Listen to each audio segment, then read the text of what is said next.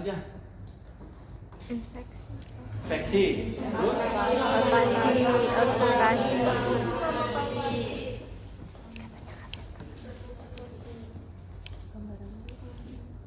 Ini jadinya NKT apa kateter? Ini jadinya NKT apa kateter? NKT? Kita kateter. Apa? Oke, nih. Pertama yang kamu lakukan adalah proses Inspeksi. inspeksi itu untuk melihat si lambung itu seperti apa. Tapi sebelum itu kamu harus paham bahwa untuk memeriksa satu region lambung itu ada beberapa teori. Pertama ada pembagian regio abdominis 9 regio. 9 itu begini ya. Oke, 9 regio. Ada yang menggunakan kuadran, yang paling mudah biasanya kuadran. Ya. Kuadran itu dibagi 4. Pembagiannya begini nih. Nih, ya. Ini tulangnya. Ini tulang iga. Tulang iga itu apa namanya? Koste ya. Nih, sini. Jadi ini ada 9. Dibagi 9. Di atas, di tengah, bawah. Nah, yang tengah-tengahnya tuh pas bagian si udel, ya. Jadi yang atas namanya epigastric region atau epigastrium.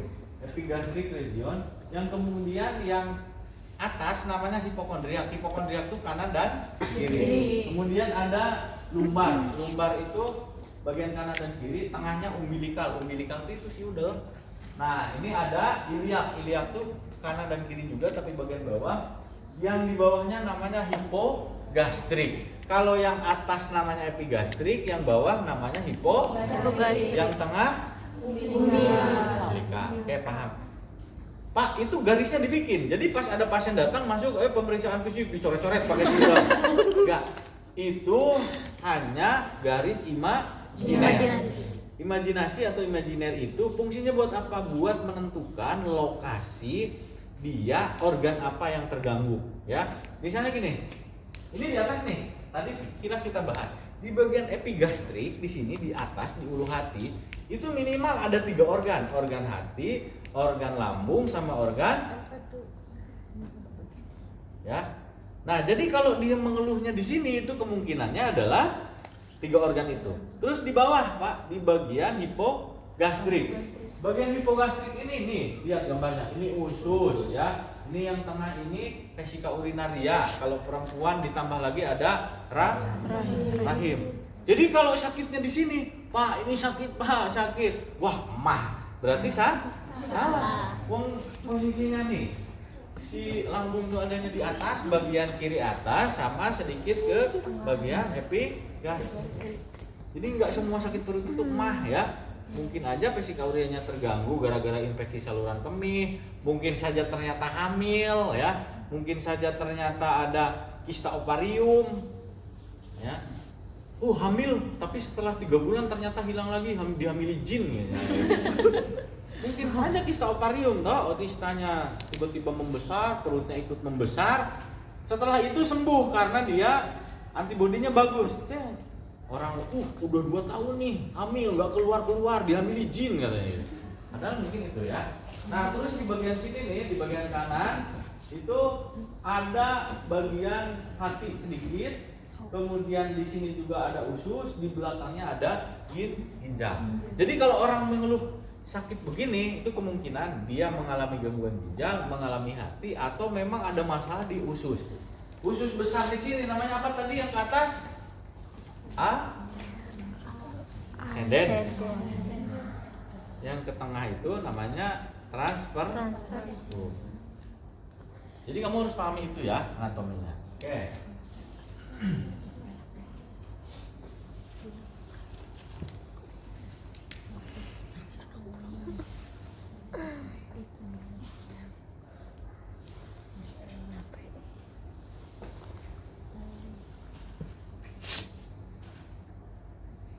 Ada yang 4 kuadran. 4 kuadran lebih gampang nyoret-nyoretnya ya. Jadi di tengah-tengah epigastrium ditarik ke bawah garis itu membagi antara kanan dan kiri. Terus di tengah-tengah si udel di sini nih, di tengah-tengah si udel kamu garis lagi, dia membagi antara bawah dan atas. Jadi ada 4 bagian. Bagian pertama kanan atas, bagian kedua kiri atas, bagian ketiga kanan bawah, dan bagian keempat kiri bawah. Nah ini lebih gampang sebetulnya. Yang kanan berarti itu regio pankreas, regio apa tadi? Hati sama apa namanya tadi? Empedu ya. Terus ada ginjal di bagian belakangnya, retroperitoneum. Itu ada ginjal ya di belakang nih. Makanya kalau sakit ginjal biasanya ditandai dengan sakit bagian pinggang. Makanya sakit ginjal itu biasanya saru-saru sama PMS pada perempuan. Jadi perempuan tuh biasanya sakit pinggang gitu ya. Nah itu dianggapnya PMS, padahal mungkinan gangguan ginjal. Oke, sebelah kanan itu tadi usus halus yang nyambung ke usus besar, itu ada appendiknya menjuntai, kemungkinan appendiknya bermasalah, kemungkinan usus halusnya bermasalah, kemungkinan usus besarnya bermasalah. Ya. Oke. Terus sebelah kiri bawah itu full usus ya. Full usus di situ sebelah kiri bawah, dia yang menyambung ke bagian rektum dan anus, kecuali di daerah tengah. Nah, bedanya kalau yang 4 kuadran ini, yang tengah nggak ada kuadrannya, ya. Jadi dia pokoknya tengah-tengah. Kalau itu kan ada hipogastrik. Oke. Nah, terus di bagian atas apa? Ada lambung, ya. Di bagian atas. Jadi kalau kamu bilang bahwa, aduh saya tuh sakit hati mas, gitu ya. Salah bos, hatinya di sini nih. Hatinya di sini. Nah, ini mah jantung. Jadi, gitu, ya. Nah. Pemeriksaan kamu berkaitan dengan apa? Ini mah gampang lah ya, kamu bisa baca di SOP, siapin sendiri. Stetoskop, instrumen, bahkan sebagainya. Oke, yang selanjutnya pemeriksaan yang pertama adalah inspeksi. Oke, saya lupa. Kalau pemasangan ini, tadi itu apa? Stoma dulu ya. Stoma itu posisi pasien apa? Supin. Supin itu adalah tidur terlentang. Logikanya supaya si fesesnya nggak terlalu cepat keluar, terlentang begini. Tapi kalau masang ini, masang NGT itu kalau bisa duduk atau setengah duduk. Setengah duduk itu apa namanya? Semipolar. Atau pada pasien yang kehilangan kesadaran itu kalau memungkinkan di heads up. Heads up itu diangkat kepalanya ya, boleh 30% atau bisa sampai 45 semipolar boleh. Supaya apa? Supaya masukin si selangnya gampang gitu ya. Oke, tapi kalau tidak memungkinkan gimana Pak? Ya kalau tidak memungkinkan main sambil terlentang juga boleh. Misalnya pada gangguan pada trauma vertebra misalnya, jadi pada saat diangkat malah jadi mematahkannya daripada mematahkan. Oke. Pertama yang kamu lihat apa? Posisikan pasien secara tidur terlentang. Secara tidur terlentang supaya apa? Supaya pemeriksaannya gampang. Yang kedua, inspeksi bentuknya. Apakah abdominal frog? Abdominal frog itu kayak perut katak ya. Kayak perut katak, tahu kan? Kodok. Nah, perutnya buncit begini ya. Oke, itu bisa menunjukkan apa? Bisa menunjukkan dia bisa kelebihan cairan. Jadi cairan yang kamu minum itu harusnya kan dibuang atau diabsorpsi ke dalam darah. Di darah nanti akan disaring oleh ginjal. Nanti yang kelebihan dibuang melalui pipis, ya, ke urin. Atau ternyata malah masuk ke dalam intraseluler. Intraseluler itu berarti apa? Nyatu di mana-mana gitu, nggak keluar ke dalam ginjal, nggak masuk keluar dari darah, tapi dia nggak keluar ke ginjal, nggak bisa kesaring, jadi malah ke sel. Akhirnya penumpukan cairan. Penumpukan cairan itu bisa disebabkan oleh banyak penyakit. Ini saya ngomongnya dipercepat ya, karena udah mau adzan. Oke. Bisa penyakit gagal ginjal. Jadi si saringannya rusak nih. Harusnya yang sudah tidak dipakai dikeluarkan melalui urin, saringannya rusak. Jadi malah balik lagi terus di dalam tubuh. Atau gangguan fungsi hati. Hati itu kan fungsinya untuk penyaring juga, untuk menyaring racun. Hatinya rusak, akhirnya airnya juga terus-terusan muter karena dianggapnya belum disaring, muter terus. Oke, yang ketiga misalnya gangguan kardiovaskuler, jantungnya lemah. Orang yang jantungnya lemah beresiko penumpukan cairan. Yang paling cepat penumpukannya di kaki. Kenapa? Karena dia paling jauh dari jantung, kan? Paling jauh, pas pompanya lemah, udah nyampe kaki, balik laginya susah. Akhirnya numpuk cairannya di kaki. Oke, nah di perut itu nama penumpukan cairannya adalah asites di perut, ya. biasanya kembung. Tapi bedakan antara yang kelebihan kelenjar lemak dengan kelebihan cairan. Yang lemak biasanya itu ditepuk-tepuk begini juga biasa aja. Tapi kalau yang kelebihan cairan itu kayak lagi tsunami, kemana-mana ya. Ada cairannya kemana-mana. Terus kalau dipencet si cairan itu bakal apa? Kayak ya kantong pesek di inilah ya. Dikasih air gitu. Oke, paham ya? Berarti ini satu lagi yang kateter nanti setelah Jumatan ya, kita langsung. Ada kelas. Hah? Ya udah nggak apa-apa, berarti kamu nggak usah. Ji. Ya. Hah? Ya nggak usah berarti kalau begitu ya. Ya masa saya nggak Jumatan aneh? Terus gimana? Apanya? Hah? Setelah itu kamu lihat juga cekung apa tidak ya. Cekung itu menunjukkan bahwa dia mengalami malnutrisi parah ya. Mengalami malnutrisi parah itu artinya dia mengalami kejadian bahwa kemungkinan absorpsinya masalah atau asupannya masalah. Ada orang yang makan banyak tapi absorpsinya sedikit, akhirnya dia kurus. Ada yang makannya kurang, memang gara-gara kurang akhirnya kekurangan gizi. Kemudian ada lihat kesimetrisan abdomen. Jadi kalau ada terjadi gangguan misalnya tumor, pembengkakan organ, itu biasanya membuat salah satu bagiannya tuh menonjol lebih besar. Jadi kalau ada hepatomegali nih, pembesaran hati, nih biasanya ini lebih ngangkat, yang ini lebih turun. Atau misalnya terjadi tumor di usus, nah si bagian tumornya itu biasanya lebih tinggi daripada yang nggak ada tumornya. Kemudian ada warna itu misalnya ternyata di perut itu dilihat, warnanya merah, ada bekas bannya, berarti dia bisa melindas mobil misalnya gitu ya. Atau ternyata kebiru-biruan, berarti dia ada pecah pembuluh darah. Atau misalnya warnanya menguning ya, kemungkinan dia mengalami hiperbilirubin, gangguan fungsi hati. Kemudian ada penyebaran pembuluh darah pena. Jadi penanya itu kelihatan, jadi uratnya tuh kelihatan banget gitulah. Nah itu kemungkinan bisa terjadi berbagai hal. Ada trauma atau misalnya terjadi perubahan, misalnya tadi ada kanker. Gerakan di abdomennya, peristaltiknya kelihatan kok. Terus pulsasinya kedut-kedutan enggak gitu ya. Nah itu menunjukkan adanya kelainan. Terus dilihat umbilikus itu si udel ya. Orang yang gendut gara-gara kelebihan lemak dengan yang gendut gara-gara kelebihan cairan beda. Si udelnya kalau yang kelebihan cairan lebih sipit ya, ininya nih sipit. Kenapa? Karena ini kan isinya cair semua ya. Tapi kalau lemak itu biasanya biasa aja bukan. Terus lihat umbilikalnya. Umbilikal itu menunjukkan bahwa orang personal hygiene-nya baik. Kalau dilihat si udelnya hitam, banyak dakinya, itu berarti bersihan dirinya jelek. Ya, coba deh kamu cek satu-satu. Hitam enggak gitu ya. Nah, cek satu-satu. Yang selanjutnya dilihat ada pembesaran enggak organnya.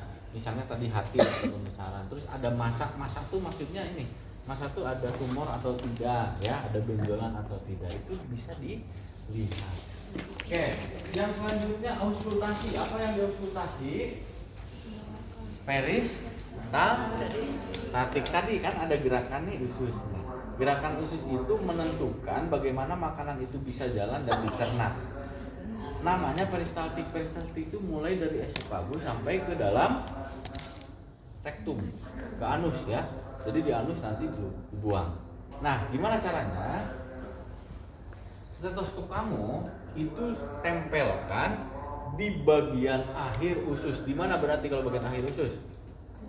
Bagian akhir usus kan di anus ya. Nah, jalurnya kan ke sini nih. Jalurnya ke sini. Ini rektumnya di tengah sini. Nah, ini jalurnya di sini. Jadi, kamu tempelkan di bagian kiri bagian bawah. Dengarkan peristaltik ususnya. Kamu bawa berarti penghitung waktu, mau pakai jam tangan kayak mau pakai stetoskop dan lain sebagainya, kamu bisa dengarkan. Normalnya berapa? Kamu bisa baca lah ya.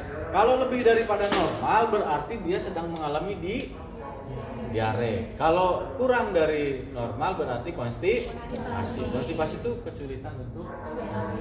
Nah, sekarang kemudian auskultasi juga melihat Arteri itu dia cabang dari aorta. Aorta itu pembuluh darah yang besar dari jantung. Kamu kalau Nancy itu namanya mendengarkan suara sistol di arteri apa?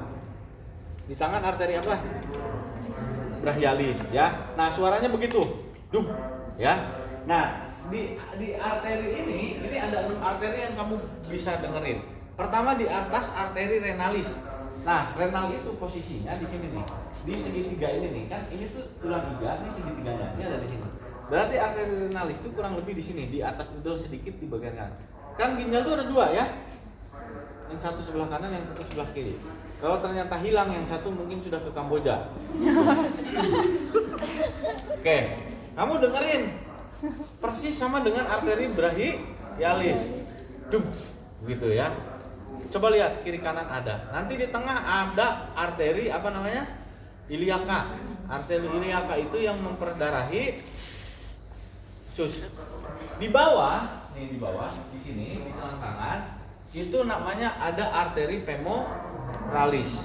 Di sini nih ya, di bagian atas. Jadi ke atas ke sini namanya arteri femoralis sampai ke bawah arteri pedis, arteri femoralis pedis sampai sini nih ya. Sampai sini. Oke. Jadi kamu cek ke-6 itu, dengarkan suaranya sama atau tidak. Kalau ternyata kayak ada suara air yang apa? Yang kayak gimana ya? Kayak gelembung di dalam air tuh, fluid gitu ya.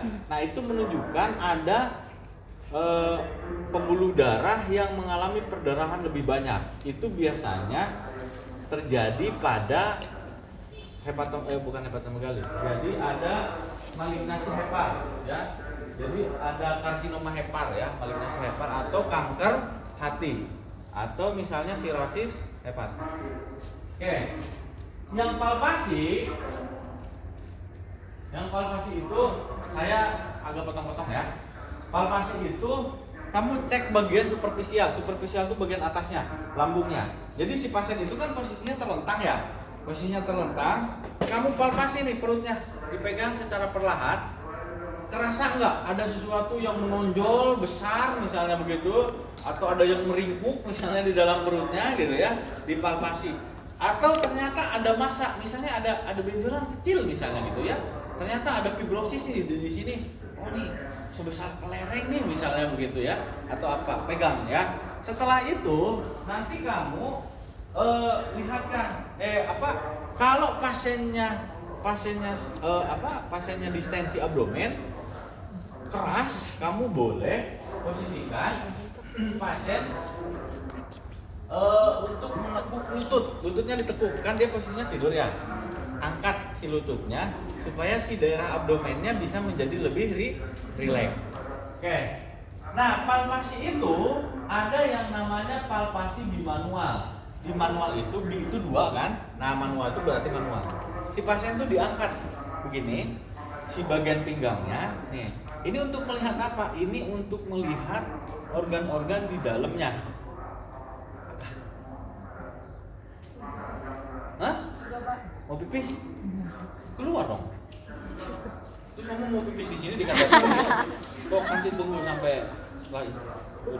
Oke, nih diangkat, si pinggangnya diangkat nih. Posisi pemeriksa di sini. Pinggangnya diangkat. Terus kamu tekan. Untuk melihat apa? Untuk merasakan apa? Untuk merasakan si hepar. Hepar itu kan posisinya ada di belakang ini nih, tulang ini nih. Tulang iga. Jadi diangkat, terus ini nih. Ini dicoba diraba. Nah, ya. Kalau teraba itu harusnya halus, ya. Halus. Tapi kalau teraba kasar itu kemungkinan memang gangguan di fungsi hati. Atau pas ternyata nggak keraba, nggak apa-apa. Tapi kalau ternyata ada pembesaran kemungkinan bisa ke teraba. Pak, kenapa masih di USG aja? Lah itu masalahnya karena kita perawat. Kalau kitanya bagian radiologi mah di USG ya. Nah, tapi pemeriksaan penunjangnya pasti dilakukan USG. Jadi palpasi bimanual itu ingat ya nih, palpasi bimanual pinggangnya agak diangkat sedikit, terus kamu tekan. Nekennya kayak ini kan tulang nih, tulang sternum. Bukan sternum, tulang poster. Nih kamu nekennya ke bawah gini nih. Ada kan punya ini kan? Punya iga semua kan? Nah, ditekannya agak ke bawah sini, terus kamu pegang. bagian heparnya. Oke, itu namanya palpasi di manual. Nah, selanjutnya ada palpasi disebut dengan palpasi balotemen. Balotemen itu untuk menilai asites. Asites itu apa tadi? Penumpukan cairan. Jadi kamu pencet nih, si pasien tuh begini. Bukan pencet apa? Ditekan ya. Ditekan terus dilihat si goyangan perutnya seperti apa. Apakah dia bergoyang beriak-riak seperti ada airnya atau tidak. Nah, itu menunjukkan bahwa dia asites atau tidak. Kemudian letakkan tangan pemeriksa di salah satu bagian perut. Nah, terus kamu tepuk ya. Terasa tidak ada air yang menabrak begitu ya. Kalau terasa berarti memang itu mengalami asites. Tapi kalau goyangannya penuh semuanya ya berarti dia tidak mengalami kejadian penumpukan cairan. Oke. Walaupun pemeriksaan asites itu ada juga yang namanya shifting dullness. Shifting dullness mah tapi bukan di palpasi, adanya di perkusi. Nah, sekalian dibahas aja. Terus shifting dullness itu apa? Kan gini, perkusi kita akan mendengarkan beberapa titik di dalam lambung. Jadi gini, ini jari telunjuk kamu. Nah, jari telunjuk kamu tempelkan di perutnya si pasien. Terus kamu ketuk. Jadi yang ketuk tuh bukan ini langsung ini ya. Oke, jadi ini dulu, terus kamu ketuk. Ketuk. Ya. Bunyinya harusnya timpani. Timpani itu nyaring. Ya, bunyinya harusnya timpani. Yang ini skill. Jadi kamu harus coba beneran ya. Ke teman kamu, ke ibu kamu, ke mama kamu di rumah coba. Diketuk. Harusnya nyaring kecuali di beberapa titik. Harusnya nyaring kecuali di beberapa titik. Nah, untuk yang shifting dullness kan lagi periksa asites nih ya, kelebihan cairan. Kamu cek kiri dan kanan. Terus kalau ternyata memang suaranya redup, kan kalau ada air di bawahnya berarti harusnya redup kan? Ya, kayak mukul batu gitu suaranya. Nah, itu kamu bisa miringkan. Coba cek miringkan. Kalau di sini kamu setelah dimiringkan pasien itu diketuk jadi nyaring, berarti cairannya lagi pindah ke bawah. Terus balikin ke. Udah selesai nanti lagi ya. Belum sholat.